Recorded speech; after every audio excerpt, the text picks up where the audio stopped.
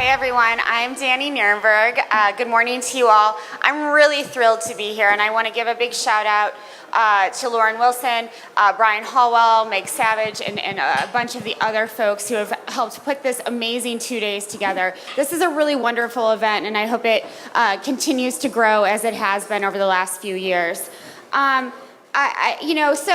Recently, my organization, I'm the president of an organization called Food Tank, and we highlight stories of hope and success in the food system. And one of the big issues for us, since we started 5 years ago, is this issue of food loss and food waste, and how to prevent some of the challenges that farmers and chefs and eaters are all facing on this issue. And last month, in October, we had our own summit specifically on food loss and food waste, bringing together folks like Dan Barber, farmers from all over the United States, others who are really working to find ways to solve it.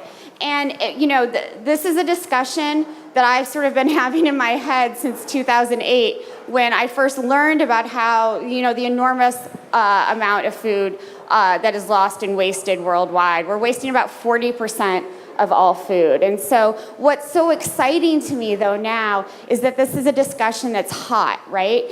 Journalists are talking about it, chefs are talking about it, entrepreneurs and farmers are certainly talking about it in much bigger ways. And it's no longer easy to ignore, and that's because of the panelists on our stage. They're doing incredible work on the entrepreneurial side and the nonprofit side to really prevent these issues.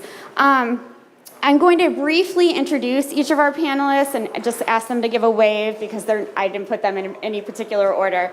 And then we'll go into a discussion. I want to make sure that the discussion on stage is very interactive, and also the discussion among all of you in the audience is interactive. Feel free, very politely, if something comes up, to raise your hand and I'll try to get to you. But I want this to be a real dialogue. So I'm going to go ahead. I'm just going to introduce you all very briefly. Your bios are on the Food Loves Tech website so that people can find out more. So our first person is Matt Jozwiak. Did I do okay with the? No. Thank you. He is the founder and executive director of Rethink Food NYC Incorporated. Adam Kaye is a chef.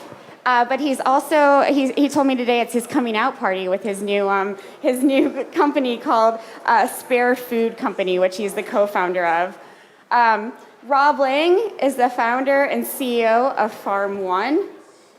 Thomas McQuillan is the vice president of strategy, culture, and sustainability at Baldor Foods. His daughter's in the audience, Genevieve, and I want to thank her for coming. And then we have Uwe Voss. He's the chief operating officer at HelloFresh. Did I do okay? Great. Yay, great. So I don't know if you've noticed that I'm outnumbered on this panel, and I feel a little bit uncomfortable about it. This is a very testosterone-filled panel, and that was not our intention when we put it together. We've had some folks who had to drop out, unfortunately, at the last minute. Elizabeth Balkan, from NRDC, for any of you who know her, she's a great speaker, and others. So I apologize for all the maleness. They do have some cool accents, though, so we've added some diversity there. So, I just wanted to acknowledge it very upfront. What I am excited about, though, is that panel, as I said before, represents a real entrepreneurial spirit and new ways of thinking about preventing food loss and food waste before it starts. So these are all experts who are thinking about an issue that, again, is gaining more traction, but they're really trying to think about it in new and creative ways. So I'm just going to dive right into discussion, and I'm hoping to start with both Thomas and Adam. So Thomas, you came to Baldor in 2015, is that correct? And you know, Baldor is now this zero waste company, and you've helped create that.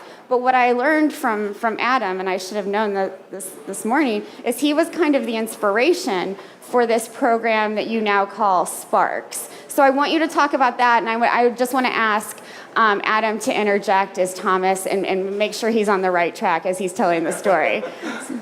Well, it's his coming out party, and he inspired me, so this is really going to be very interesting.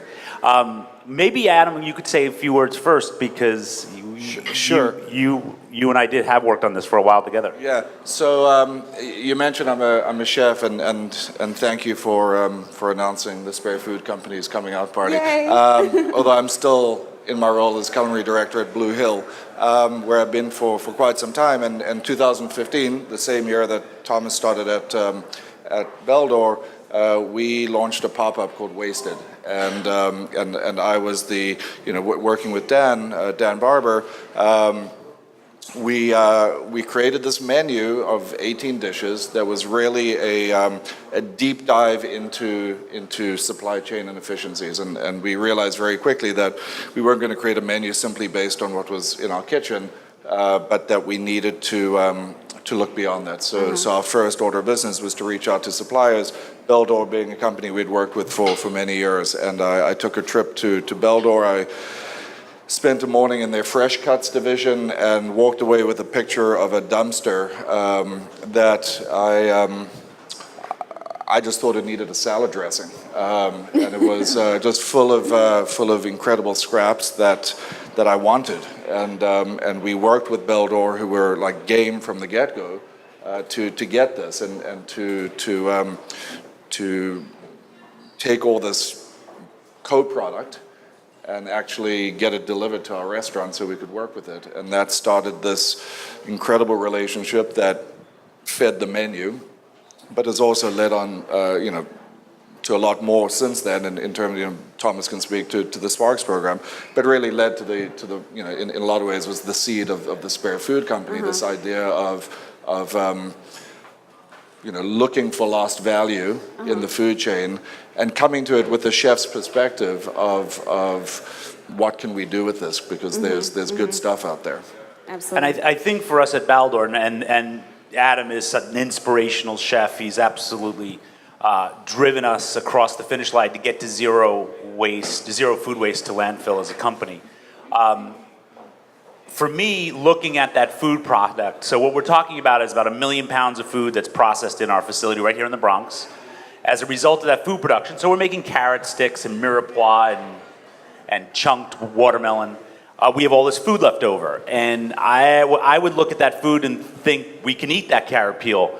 And it was really bucking a cultural norm at Baldor and really throughout our world that there are certain food products that are in fact edible that for whatever reason we choose not to eat them.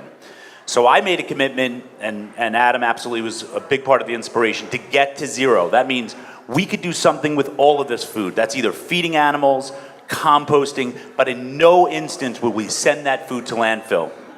And when I made the commitment, when Baldor made the commitment in 2015 to get there, we really, it was revolutionary. People thought, well, you can't do that. Well, we did it. And so my words of inspiration to all of you would be, whatever food products you have in your control as an individual or as a company, utilize them 100% all of the time. So Adam, I mean, I'm interested, when you saw that dumpster, most people wouldn't have looked at that dumpster and said, hey, we just need some vinaigrette. They would have said, oh, this is gross, and I don't want to eat this. So how did that shift for you? I think that just speaks to the chef's craft, and I think the importance of, it's nice being on a panel where there's another chef on the panel as well, because those chef eyes and chef skills, I think, are really critical to this discussion. And part of that's just our craft. We're taught that, from day one. Not to mention, this is not a novel idea. This is very important. There's a lot of talk about food waste, and there should be, given the statistics that you're referring to.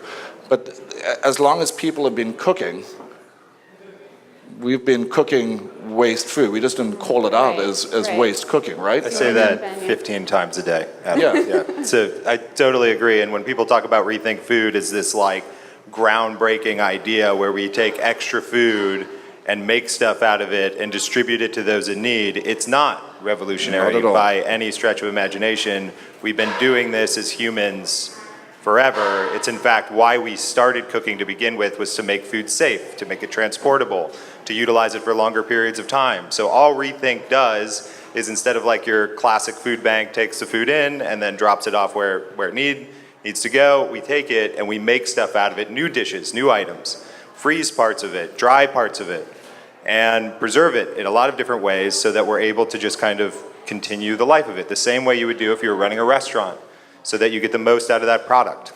It's pretty simple.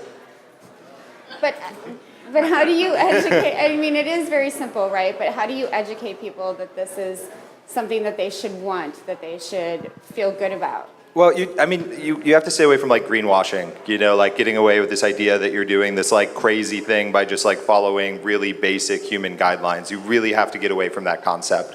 You have to focus and really divide the problem. Food waste is not that difficult.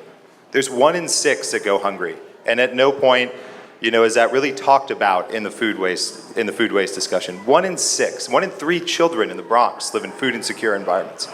1 in 3. That's totally like insane. That's so unbelievably insane that we're actually sitting around having a conversation about like, what do we do with all this extra food when like that's an issue? So basically looking at it as a human issue, like a very, very true human issue, dividing what is waste and what is excess, reappropriating that excess, and then at the end of the day, all you need is like a compost bin for the stuff that's actually like the banana peels and the pepper tops and that kind of stuff. Give us your excess, we'll make stuff out of it, and we'll drop it off at community centers all over New York City. Mm-hmm. I mean, just one thing, if you don't mind. I think part of the issue, and I'm sure that we could all agree on this, is a question of terminology. And unfortunately, we're using the word waste. And I think part of this is a paradigm shift as to how we're viewing this stuff, right? I mean, that's what the success of the Sparks program is to reposition.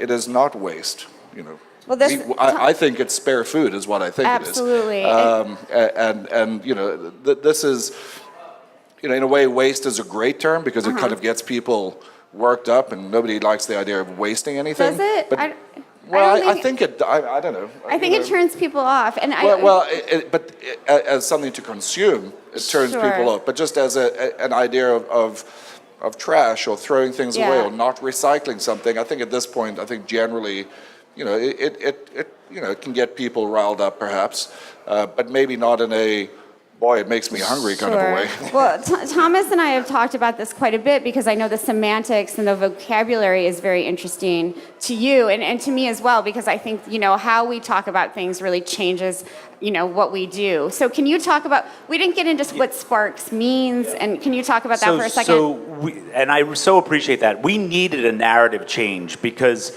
this whole concept of the W word, which I have some colleagues in the audience, they'll tell you can't say that word around me. When we refer to food, we need to refer to food. So Sparks, scrap spelled backwards with a C, the concept of it came from a chef, Helen Park from Fresh Direct. She and I were having a conversation and I said, I just can't call it trim or scrap or anything else. And she's like, called Sparks. And I thought, well, I love that, but I don't know why I love that. What is it? And she's like, it's scrap spelled backwards with a C. And so that took on a life of its own. We refer to this food product, this 170,000 pounds of food, and whether we're feeding animals or human beings, it kind of feels appealing to think, when I look at that carrot with that top, I eat the peel, I eat the tip, I eat the top, and I have different uses for all of it. And that gets us to zero. And I just want to mention that zero, when we talk about food and the food we choose not to eat, if we can get to zero, then we've found a solution for all that food. And zero does not allow us to have any excuses. That is to say, well, you can't eat that, and we can't do something with that. So as Rethink was talking about, maybe there's something we can do with that food, and at a very minimum, we need to regenerate our soils so it can go into a compost. But in no instance should we be commingling food of any kind with waste in this city or anywhere around the world. Maybe if I can just add to that. So for me, I think if you come at it from a consumer perspective, it's different than if you come at it just from a business perspective. From a business perspective, I think the word waste is very, very spot on. Because waste for me is, it's food waste. It's something that we're talking about in this panel and how we want to resolve, but it's also something that's bad for our business. So in many ways, having a zero waste policy can also be something that's actually good for the business, makes the business more prosperous. And so a lot of things that we do with a dual purpose. One is because we want to be a sustainable business. We have in our DNA and in our mission that we want to avoid food waste, but there's a very clear economic purpose as well, because everything that I buy that I don't use is cost. So, if you think of it from a business perspective, I think the word waste is actually very, very good, because it's a bad thing. And anywhere in the supply chain and anywhere in the business world, do you want to eliminate waste? And so that holds for everything, and that holds also for food. Yeah, and that's what we at Rethink have really worked very hard towards, is rewarding the businesses that work with us. We worked with the IRS and this wonderful CPA that works at Penn Law, teaches accounting to lawyers. And we developed a system in which we actually reward your business for donating it. Why is a meal at Made Nice worth $18 at $9.59 and at 10:01 worth $0? Nothing transfers value that radically in our economy other than food. So at Rethink, when we take food on, we try to give you the absolute maximum value that's defendable to the IRS, fair market value, that you can utilize to write off on your taxable income, especially since most food businesses are pass-through organizations, the investors, and even the sole proprietor is able to utilize that in a place where the margins are already thin. Mm-hmm. There is no government outlet for this. There's no government system that's going to say, hey, let me take your food and repurpose it and hand it out for you. So we need to work, and if the government's not going to do that job, we need to find a way for you to lower your tax bill so that your business can be more successful. You need to be rewarded for these things. You absolutely 100%. And we work to be the nonprofit. When we talk about our partnerships with Pernod Ricard or 11 Madison Park or the Nomad or the Grill or Gramercy Tavern, we work so hard to tell people and let people know that they're doing it. They're actually involved. If you go to our website, you can see the businesses that we've reached out to. We have an admin staff that works extremely hard to develop these relationships. They go back and forth a lot of the people that have actually taken the time to donate food to Rethink. And we do everything. We get the truck, we get everything. Because food businesses, they don't have the capacity to do anything else. It is a really shitty fucking industry, sorry. But the margins are thin. They are thin, and you have to work all of the time, and rent keeps going up, and labor keeps going up. You need to find ways to reward businesses in order to make this work. Agreed. Can you talk about the process of working with these businesses to help them do that? How do you go in and how do you do that? How do you help a chef like Adam? Sure. What we do is we say, what do you feel the value is of a donated meal? And then we have an algorithm that we develop that basically there's a bunch of different variables. What percentage of the meal is it? How much effort does it take to process that donation? Is it a whole donation? Is it a quarter donation? Is it a lemon juice? Is it a full quart? Is it a half quart? All these numbers that go into it. Rethink is a very data-driven company. And then we have the end number that's spit out through all this by the number of quarts, numbers of meals that you provided, is this estimate of how much we think that the value of that is worth. We're not allowed to tell you the value, just like when you go to Goodwill and you donate a sweater, they're like, oh, it could be worth $10 and it could be worth $2 and it could be a $300 sweater, whatever it is. So we try to estimate the value, and that's really the core of the issue is value. Mm-hmm. The USDA recommends that a pound of food is worth $1. So that means a 6-pound watermelon is worth $6 and 5 pounds of chicken breast is worth $5. That doesn't make any sense. That needs to change. No, this is an issue of true cost accounting in the food system that we don't talk about enough, I feel like. This valuation of food and really valuing what went into it, what comes out of it, how it can be donated. Yeah, if Adam cuts up some watermelon for me, it's worth a lot of money compared to if I do. Rob, I want to make sure that you're brought into this conversation. Can you explain what your company does and how you're preventing food waste? Yeah, absolutely. So we really come at it from kind of the other end in that we're producing food. So we have two small farms in Manhattan. One's in Tribeca, one's inside a culinary school called ICE. And we grow product to order for chefs. We tend to grow things that you can't get year-round, certainly in New York State. We grow things like edible flowers and rare herbs and microgreens. This is the kind of product that, as you guys will know, a lot of the time you're shipping in from California, you'd be shipping it in from Ohio, from really good farms, but getting shipped overnight with loads of packaging, eventually getting to New York. Maybe a good portion of that product might have to be thrown away straight away. So we've kind of addressed it in this different way in that we use a vertical farming technology. We grow indoors year-round in a controlled environment, and we grow very precisely. Like there's nothing growing on our farm right now that isn't allocated to an order that's going to go out next week to chefs. And by doing that, obviously, we're getting rid of waste at source, and we're getting rid of packaging at source. We're kind of doing that at a very high-end level. We're selling to some of these restaurants that have Michelin stars, that have high prices. But there's no reason why local farming like this can't start to reduce food waste, simply because people have a much closer connection to their customers. You're reducing shipping, and you're able to grow pretty much to order, which means, instead of throwing things out because no one's going to buy them. So we think that's huge. And you're also taking care of the compost, or you're taking care of plant, matter and making it into compost. Oh, absolutely, yeah. So if something has to be thrown out, like maybe a plant, we normally harvest like a basil plant probably 10, 20 times in its lifetime.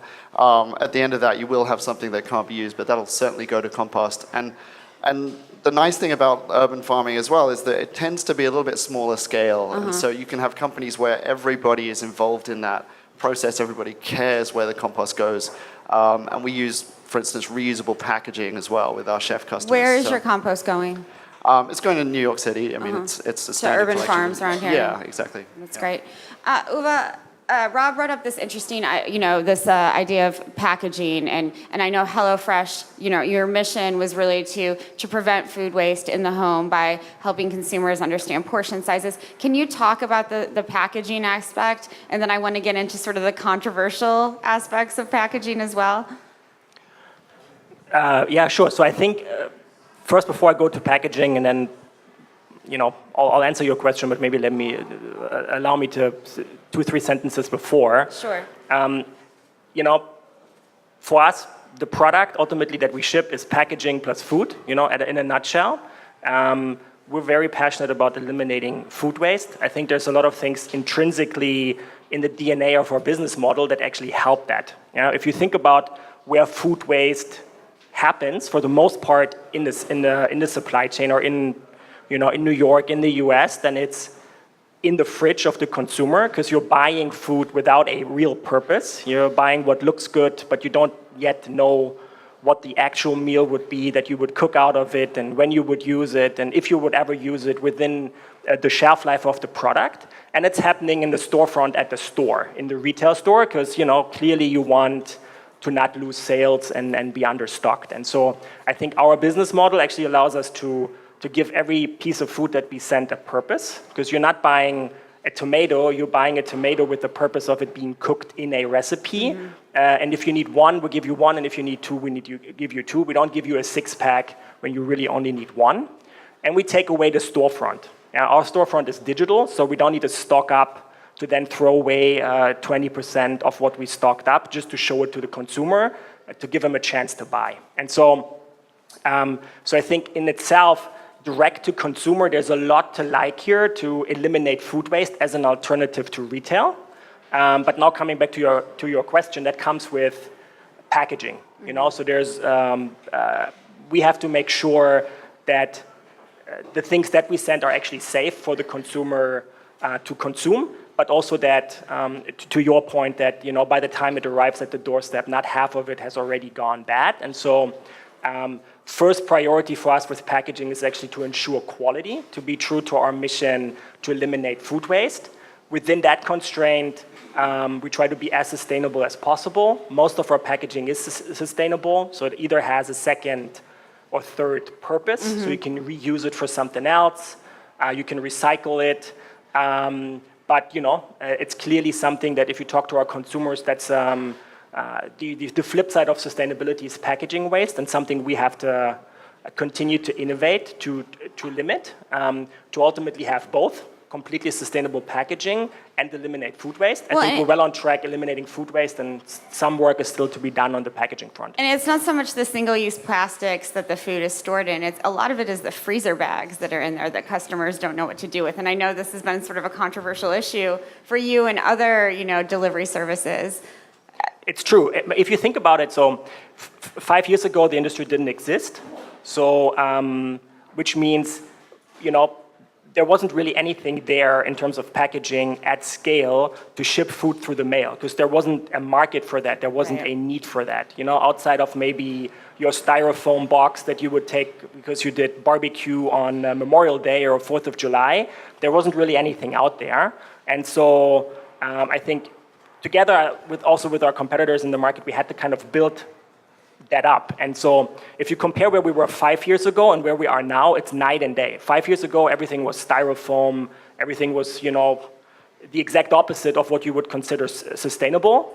I think we've come a long way. Yeah, it's evolving for sure. But what you mentioned is fair.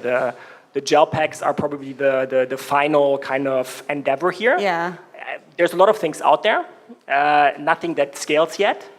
But I think, in a couple of years, I think this will be completely sustainable packaging as well. So you don't have to like negotiate between yourself, between eliminating food waste and maybe creating some more packaging waste. You can just have both. Net, I think there's a huge benefit from a sustainability perspective already now with the amount of food waste that you can eliminate by buying our product or also one of our competitors' products. We basically have zero food waste. Everything we buy goes to a purpose, goes to a consumer. We know what consumers want because they tell us up front, so we don't have to overbuy, in excess of that. And then whatever is left, similar to what we heard earlier, we use a different provider. We use, spoiler alert, to partner with donation providers, and everything that's left at the end of the week actually goes to a purpose and feeds the hungry. And really only maybe the tomato that occasionally falls on the floor by accident, that's maybe food waste. Everything else actually gets eaten as it should be. Absolutely, and that's a new program with Spoiler Alert that just started about 6 months ago, right? So we've been donating our food ever since we started, because why would we not? I mean, it makes no sense to just throw it away when we can just give it to a local food bank down the street. Thank you. What we did with Spoiler Alert, I think, gives us a bit more process around it and just much more visibility to see, what are the items that we constantly donate, and why is that actually? Why do we overbuy on this produce item always and never on this one? And then we can take those insights and maybe just be smarter in how we buy. Absolutely. So that's what Spoiler Alert gave us. But feeding the hungry rather than just throwing it in the dumpster. I think we've done that ever since we founded the business, and it's not a big effort for us to do that. And so Spoiler Alerts just helps us and makes it easier using their software. Thomas, can you jump in here and talk about the process of, they're building more, making it more institutionalized to do this work with Spoiler Alert. Can you talk about how that worked at Baldor? Really, Spoiler alert, or no, how we institutionalized it? Yeah, making the process there. Yeah, I think that we've come a long way in the last 5 years. One of the things that is, I think, an important takeaway for all of you is when you think about the food items that's in your control as a chef or as a home cook, you really need to take responsibility not only for the food product itself, but how it was created, how it was transported to you, how it was created. And then at the end of its useful life, if you're choosing not to eat all of it or choosing not to compost it because it is your choice, what happens to it down the road? So for us at Baldor, this became a very important sort of paradigm to live in. We're going to take responsibility for the food products we buy, for their life cycle, how we get them to chefs, and how to be a little bit more responsible for that process. And that means we're going to have to change some standard operating procedures in our organization. One of the things we did several years ago is we created what's called a local pledge. We ask our chef partners to agree to take local produce whenever it's available. So if they're ordering a romaine and the romaine's available locally, they're going to get the local romaine. We see this as a sustainability initiative. This is a way to help our local partners, our local farm partners thrive, and it helps answer some of those questions around transportation. And it allows us to rebuild our food system in this marketplace. And so we're absolutely committed to that. We actually have specialists that work for us that go out and source. Gabriela Mente is on our team. She goes out and sources locally with our buy team so that we can make that local commitment. So it starts to inform the culture in the organization around how we treat all of these assets, how we move them. And I'll leave you with one last thought on that point, which is, we can't solve our sustainability initiatives and create a problem for you. What do I mean?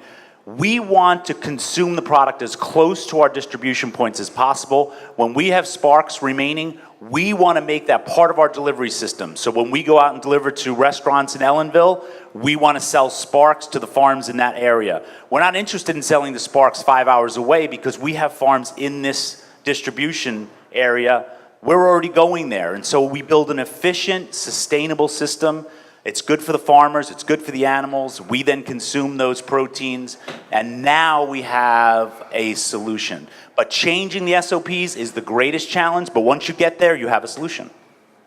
Rob, do you want to jump in there and talk about sort of the process and the distribution? I know those are important things to you. Yeah, I think that intrinsic in urban farming is a lot of the benefits that we enjoy, but there's other people downstairs that you should check out as well, who have some of the same advantages, in that if you start to grow food in the city where people live, you can actually get rid of all kinds of infrastructure. We don't actually have to use a truck, for instance. We deliver by bike and subway, which is pretty much the lowest emissions way of delivering I think there could be. And we actually get to meet our customers as well, which means we can talk to a chef and we can talk to them about their upcoming menu and we can grow for them. And only farmers who actually have direct contact with their customers can do that. And I think, talking about how we sort of all as consumers should think about it as well, there's immense power in cities to grow our own food. And everyone who takes part in that activity is creating power for themselves, but they're also reducing waste. Because you'll get closer to your food, you'll stop relying on stuff that's getting shipped here from California. Californian farms are great, but like eating food in New York that's created hundreds of miles away is still somewhat ridiculous. And I think we've got to kind of get out of that habit in our heads. And you don't need to sort of build a bigger farm like we've done. You can do things at home that are, that are worthwhile, that can reduce your impact. So I think thinking about getting used to where your food is produced, actually visiting the farmer's market. I know it's slightly more annoying to go to the farmer's market, but doing that instead of expecting something to turn up on your grocery store shelves, that has a huge impact. And I really want to see more people doing urban farms, whether they do it commercially or doing it as community projects. That's a hugely powerful thing for cities to do, and we're kind of going to have to do it in the future, I think, to have a sustainable food future for our cities. Absolutely, absolutely. I want to give the audience a chance to jump in here. There are roving mics, I'm sure. Lauren has them. So does anyone have any questions so far?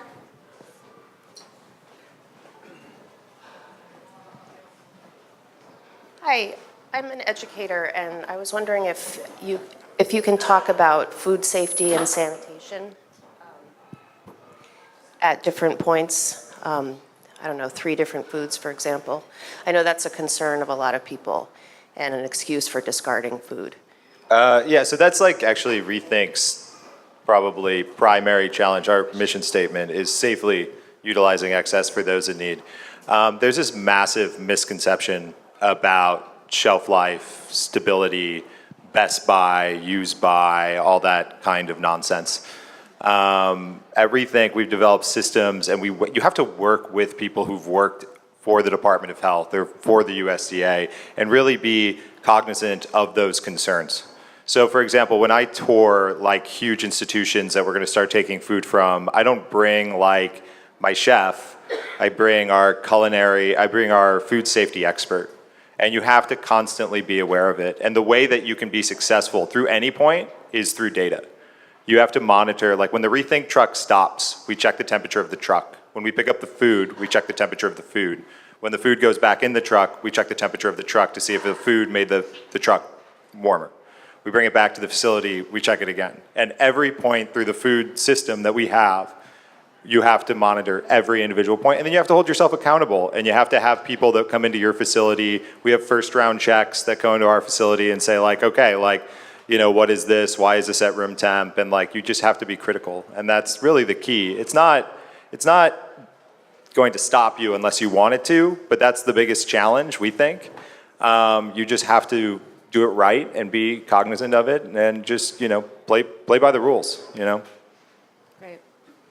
I think also the number one test for food safety on an individual level at home is your nose. I mean, you're going to smell something and, you make sure that it's okay to eat. For the larger the organization, there's certifications out there that you can see if organizations have them, like safe quality food certifications, if you have a concern about where your food is coming from, to make sure that they follow very strict protocols in terms of managing that food. For smaller organizations, that becomes more difficult, but certainly needs to be a priority for anybody in the food business, for sure. Gary, did you want to say something? Thank you. First, this is a great panel. Thank you very much. AmpleHarvest.org has been in the food waste space for 9 years, and it's interesting to see you're struggling with the same issue we've been talking about going back. The term food waste itself, I think, is a terrible term. The problem with it is it describes what you're trying to get away from, not the aspirational of where you're trying to get to. We have health clubs. We don't have unsick clubs, for example. So if somebody can come up with the phrase, the term, the expression that says what the goal is, rather than what we're struggling to get away from, I think it would help to, on a marketing perspective and from every other perspective, elevate the discussion to, this is where we want to get you, rather than this is where we're running away from. So Great point. keep thinking about it. Thomas and... Well, the reality is in 1938, the first landfill opened in the United States. So what did we do before that? That was 80 years ago today. So something horrible happened along in the process. I think it's about just sort of the convenience. You just throw it in a bag and leave it at the corner and you don't worry about it anymore. What did I say earlier? You're now responsible after today for the construction of that product, its transportation, your consumption, and everything else that comes after it. If you take responsibility for that, then we no longer have those issues. And that's something this generation has to take very seriously, because the folks that came before us, including maybe your generation, created the problem. Matt, did you want to jump in? Yeah, we just, Rethink, I think I said this before, we just call it excess. Can we just all here agree just to we can change it if we want later, but excess, it's extra. It's not waste, it's not garbage, it's excess. And then waste can be another thing, but we're all talking about food excess here, right? We're not talking about food waste. That's what we do. Or we're just talking about food. We're just talking about food. Just call it food. I like that. I like that a lot, Adam. That's great. Mm-hmm. Oh, hi. So one thing I can note is that if we take a page out of the book of indigenous cultures and look at how they deal with excess, there isn't a quality of excess being discussed in their communities because nothing goes to waste. I think modern culture in the 21st century now that we have so much, we make it waste, whereas in other cultures it would not be. Is anyone working on policy in terms of food waste? Dumpster diving is an actual culture, especially here in New York. We've written about it where people are going into different stores and seeing piles of perfectly good produce that are thrown in the garbage because it's law not to distribute or give to the homeless. So any views on that? Well, first of all, that's a misconception, right? So an institution can donate to a 501 and put that food to use. The Good Samaritan law really protects those organizations. So they need to be informed that that food actually can get in the hands of the food insecure in a responsible way that's legal. So we need to make sure that that information gets out there. But you make a very good point. There's a sense of entitlement around waste. I can just cast this aside, and by the way, I can afford to have it picked up. And it became part of our culture. I think what we're talking about today is rebooting the culture around all of these assets under our control, not just food. When that sweater is no longer useful to you, it hopefully or could be useful to somebody else. We need to get away from this idea that it's just when it's in our possession that we own it. You have to own it for its life cycle. And I think in an indigenous culture, as you suggest, they own it for the life cycle. Yeah, and to answer your question on the policy side, basically no. To be honest with you, policy, we've been working a lot. I was speaking at the UN this past Wednesday to the UN Habitat group talking about this, and the director was telling me he's just happy that we're here because it moves so slow. The answer is action. The answer is actually doing the work. That's what Rethink does. Rethink is not a fun job by any stretch of the imagination. We don't get to go out and hand out meals to those in need. We don't get to be in the restaurant during service plating up cool food and dressing cool with the cool hats and stuff, We actually just have to drive a truck around in the middle of the night and then take everybody's excess, the stuff that they were going to throw out, make new stuff out of it, make it better, taste delicious, and then give it out to those in need. And it's about hard work. That's what's going to solve the problem, and that's what all of these guys here have been able to do. I would just like to interject, and I think that's a great point, but I do think policy needs to have a part in all of this. And what you're seeing at the local level, not the federal or national level by any means, but at local food policy councils are taking this issue on, mayors, school boards. This is an issue that's gaining traction at a very local level that can trickle up to the higher national and federal level. So I think that's Hope so. what you all are doing is helping, I think, inspire that, but it needs to happen more quickly. Yeah, absolutely. Like 1 in 6 are hungry, and it's only getting worse. Like that's what we all have to wrap our head around. Like people are in very, very, very bad states, and just because we're all in our siloed worlds and whatever, and it's all great. Like the fact of the matter is, it's like really bad out there. So we have to do something about it, like now. The urgency is great. Any other questions? Lots of people. At the Food Tank Conference, we spent a little bit of time talking about the farmers leaving stuff on the land, either because they can't get anybody to pick it or because it's cosmetically doesn't look good enough to bring forth. Any programs in place to help get that food off the farmers' land? Yeah, we actually did this one there's a lot of farms in the Hamptons, and we took a bus out there. It was like apple picking, same exact situation. Nobody wanted to pick these apples. There was like 30 cases of apples just hanging on trees. So we just, simple action, rented a bus, put up a sign, free lunch, we'll bus you out to the Hamptons, volunteers come out. It was a really fun afternoon. We picked 22 cases of apples, and we were able to distribute them to those in need and make a ton of applesauce, so we turned it into baby food. We also have like our volunteer programs that go to like the Brooklyn Grange and like help harvest stuff off them. Yeah, it's pretty simple, And I think to try and create a market for that too, and create a desire for those products, and whether it's the ugly food movement or whatever it is, but to get perhaps larger scale food service companies, the hospitality industry, chefs, demanding these things and being interested. I think a lot of this speaks to transparency in the food system as well, awareness of what's out there, what's slipping through the cracks. And creating a desire for it, because it's out there and it's perfectly good and perfectly usable. And you're talking about, the head of cauliflower that is being discarded. Well, what about the rest of the plant that isn't even being eaten to begin with, and everything that went into it? And again, this is where my chef hat, my toque. Kicks in, and I'm sort of starting to think, how can we, where's the role of a chef in this to really drive that change and start to seek these things out and create around these products that will then create a demand, and that the Baldors of the world can distribute that to the 11 Madison Parks and the Blue Hills and everyone else. I think that's a super important point, because I think ultimately,